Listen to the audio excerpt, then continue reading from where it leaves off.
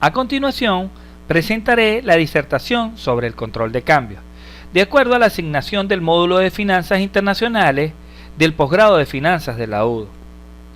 Para comenzar a hablar de qué es el control de cambio, presentaremos un concepto fundamental. ¿Qué es la divisa? Las divisas, según García Padilla, es toda moneda extranjera perteneciente a una soberanía monetaria distinta a la nuestra. Dentro de sus características más comunes es que la divisa fluctúa entre sí dentro del mercado monetario mundial. Dentro de las principales divisas que nosotros conocemos se encuentra el yuan, el euro, el yen, la lira esterlina y por supuesto la divisa más conocida, el dólar, ¿no? En nuestro caso, en nuestro país, nuestra divisa es el bolívar fuerte, ¿no? Sin embargo, al hablar de que las divisas fluctúan entre sí dentro de un mercado monetario, se debe establecer entonces un tipo de cambio entre divisas y esto varía constantemente en función de las variables económicas de cada país, como por ejemplo el crecimiento económico, la inflación, el consumo interno de una nación, entre otros. Pero entonces hablamos de qué es el tipo de cambio y el tipo de cambio no es más que la tasa a la que una moneda puede ser cambiada por otra. En otras palabras, es el valor de la moneda de un país en comparación con la de otro país. Pero para establecer este valor, los gobiernos pueden optar a unos tipos de cambio. Entre ellos se encuentra el tipo de cambio fijo y el tipo de cambio flexible. Dentro del tipo de cambio fijo, el Banco Central interviene en el mercado para evitar las variaciones y mantener constante el tipo de cambio oficial. ¿Qué quiere decir esto? Que el Banco Central influye en la compra y en la venta en el mercado de divisas con la finalidad de mantener en una tasa de cambio la divisa de su país. En otras palabras, si la divisa de un país se aprecia, el gobierno procederá o el Banco Central procederá a devaluarla y si la divisa se devalúa, el gobierno o el Banco Central procederá a sacar de sus reservas con la finalidad de apreciarla nuevamente, ¿no? Adicional a este tipo de cambio se encuentra el tipo de cambio flexible, que este tipo de cambio flexible, dentro de su principal característica, es que el Banco Central o el gobierno no interviene como tal.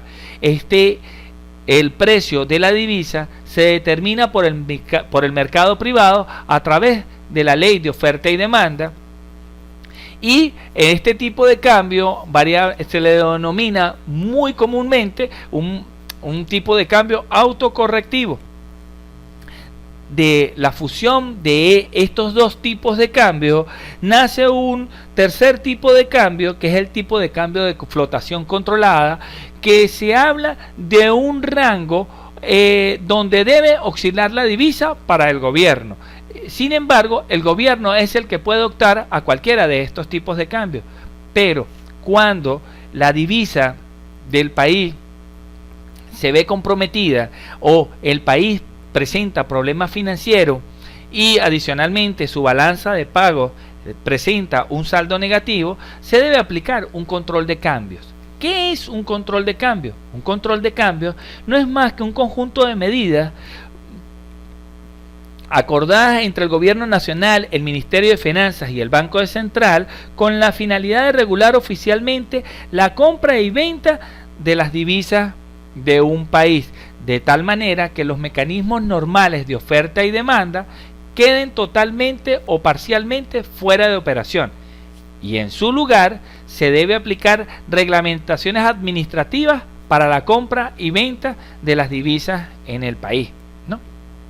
En función a esto, las principales características que debe tener un control de cambio son las siguientes. Primero, la fijación de un tipo de cambio por la autoridad del Estado. Segundo, los mecanismos normales de oferta y demanda quedan fuera de servicio.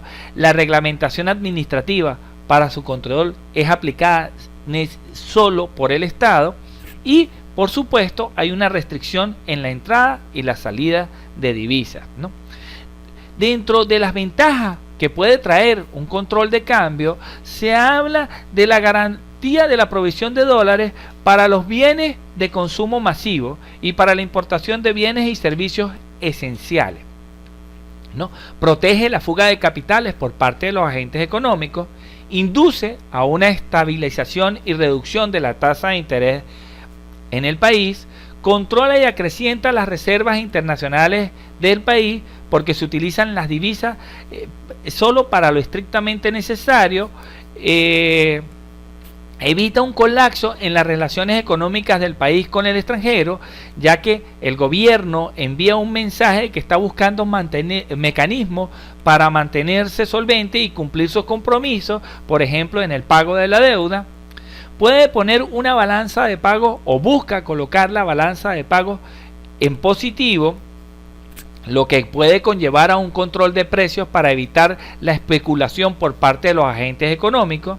Y por último, por supuesto, favorece a la producción nacional, ya que al haber una restricción en la importación y a la salida de los capitales, los productores nacionales tienen más oportunidad para colocar sus bienes en el mercado interno, ¿no? Pero así como tiene aspectos positivos, un control de cambios también tiene aspectos negativos, dentro de los cuales se pueden citar como por ejemplo que se puede crear un mercado paralelo de divisas y puede conducir a una corrupción de los funcionarios públicos, puede generar ciertos inconvenientes debido al proceso administrativo para el otorgamiento de divisas, y exige ajustes difíciles de política económica, exige como por ejemplo una reducción en el presupuesto de gasto nacional como tal.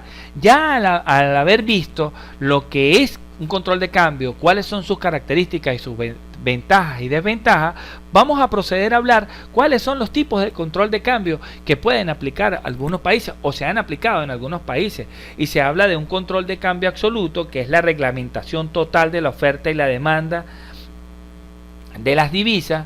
Podemos conseguir un tipo de control de cambio parcial o mercado paralelo.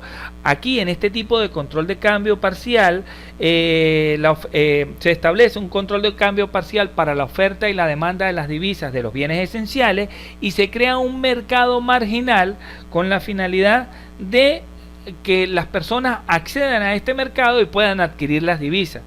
También se puede tener un tipo de control de cambio múltiple, donde el gobierno establece, dependiendo de la oferta y la demanda de las divisas y para qué van a ser usadas estas divisas, establece un valor para cada operación. Y por último, un tipo de cambio único, donde este tipo de cambio se rige para todas las operaciones económicas que se recen en el país. En función de esto, se procedió a analizar ¿cuál ha sido la situación venezolana con respecto al control de cambio? Y se hizo una cronología del control de cambios en Venezuela.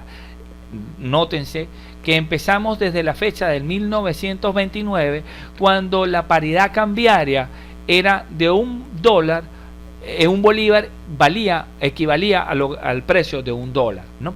Sin embargo, después en 1961, después de haber transitado por algunas devaluaciones, se establece el primer control de cambio y se devalúa la moneda a 4.30. Este principal control de cambio se caracterizó por ser un tipo de cambio único. Luego, en 1983, el gobierno de Luis Herrera Camping establece un segundo control de cambio y establece un tipo de control de cambio múltiple, donde se establecen tres tipos de bandas: una banda de 4.30 para los bienes esenciales, una banda de 6 para los gastos necesarios pero no esenciales y una banda flotante para viajeros y gastos no indispensables. Después, desde el 1983 hasta el 2003, el país transitó en una serie de devaluaciones, mini devaluaciones, sistemas de banda, cambios diferenciales, controles cambiarios, pero en el 2003 se establece un control de cambio que a la fecha aún no ha terminado. Y este control de cambio inicia como un control de cambio fijo, único, y se estableció producto de la fuga de capitales y el paro petrolero. Desde allí a la fecha se han creado una serie de organismos, se han creado algunas series de estrategias, se ha pasado de un sistema de fijo a un sistema múltiple, de un sistema múltiple se ha pasado a un sistema múltiple, se ha pasado a un sistema de bandas que no ha terminado en función del control cambiario. Lo que sí se ha establecido es que este control de cambios en Venezuela ha traído más que una ayuda, una serie de problemas, porque el gobierno nacional no ha establecido políticas claras que generen confianza con la finalidad de una recuperación del país. Y hoy por hoy, en muchos de las noticias se hablan de default económico.